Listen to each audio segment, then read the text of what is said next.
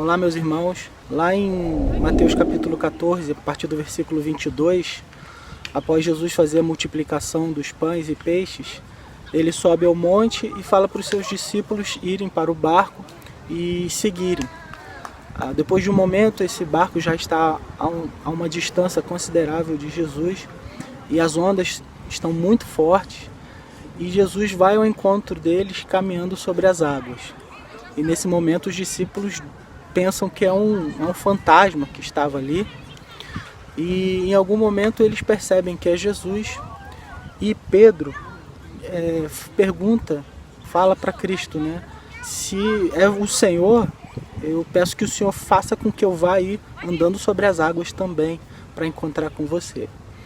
E nesse momento Jesus o convida, e ele vai caminhando sobre as águas, só que em algum momento ele começa a olhar para a tempestade, para o que está à volta dele, e ele começa a afundar, e ele começa a clamar a Jesus para que Jesus o salve, e Cristo estende a mão e salva ele, tira ele da água. E ele confronta a fé de Pedro, pergunta para ele por que ele teve tão pouca fé. Dois ensinamentos importantes a gente pode ver aqui. Primeiro, a gente precisa entender que houve ali fé no coração de Pedro.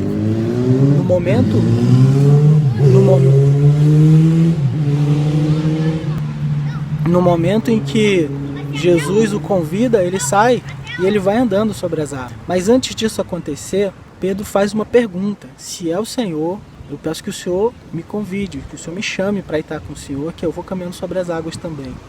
Então vejamos que Pedro, ele vem ao encontro de Jesus depois de escutar a palavra de Cristo. E isso traz um ensinamento para a gente, porque a palavra de Cristo, a palavra de Deus, ela traz fé ao nosso coração. E a nossa fé, ela não é baseada em absolutamente nada absurdo que não está na palavra de Deus.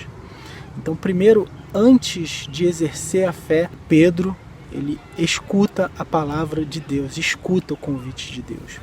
Mas mesmo assim, diante desse convite, em algum momento, naquela trajetória de Pedro até tentar se encontrar com Jesus, ele começa a olhar para o vento e para a tempestade. E é isso que acontece com muitas pessoas também. Em momentos difíceis da vida, quando há uma palavra, quando a gente entende a palavra de Deus e percebe que ela é digna de confiança e a gente pode andar de acordo com aquela palavra, quando nós deixamos de olhar para Jesus, para essa palavra, e começamos a olhar para as circunstâncias, para as tempestades, o que pode acontecer é afundar. Só que existe algo aqui nesse texto que, mesmo Pedro afundando, ele sabia a quem ele deveria recorrer. E ele, naquele momento, chama Jesus e pede para que Jesus o salve. Jesus chama a atenção dele, fala porque ele tem pouca fé, mas Jesus não deixa de estender a mão para tirá-lo dali.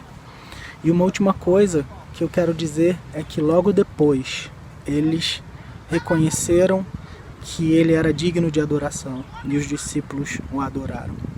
E a gente lembra aqui do tempo em que Moisés abriu o Mar Vermelho e passou pelo mar seco, né? Parte sem água. A gente viu o grande poder de Deus ali. E a gente pode ver também nesse texto de Mateus 14 o grande poder de Deus também, de Cristo, em relação à natureza.